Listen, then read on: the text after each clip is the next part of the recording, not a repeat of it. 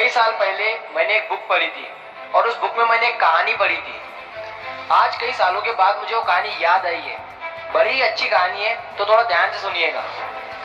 तो कहानी है एक राजा की, जो कि एक लंबी यात्रा के लिए निकलने वाला था अपने राज्य से।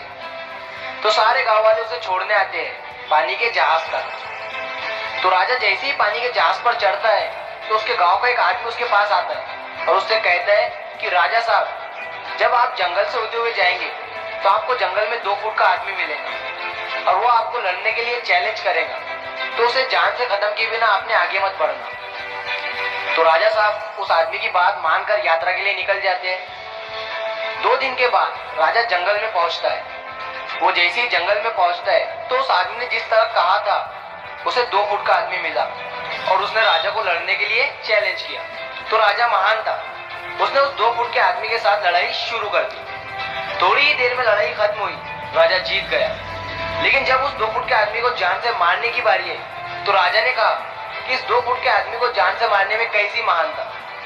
राजा उस 2 फुट के आदमी को जिंदा छोड़कर आगे बढ़ गया। 2 दिन बीते, वो आदमी फिर राजा के सामने आया, लेकिन तब वो 2 फुट का था, अब वो 4 फुट का।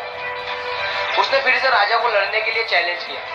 राजा ने चैलेंज एक्सेप्ट किया, लड़ाई खत्म हुई, राजा फिर जीत गया। लेकिन इस बार भी राजा ने उसे ये कहकर जिंदा छोड़ दिया कि इस आदमी को जान से मारने में कैसी महानता।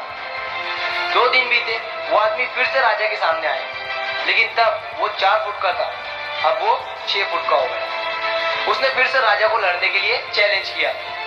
फिर लड़ाई शुरू हुई, फिर राजा जीत गया।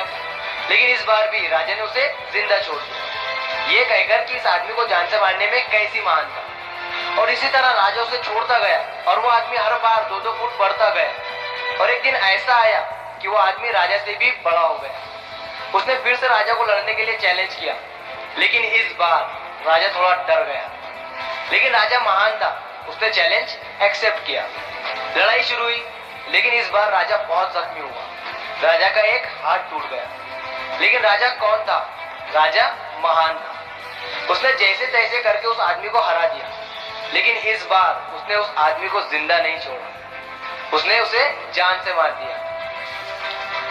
अब आप मुझे बताइए कि महानता किस बात में?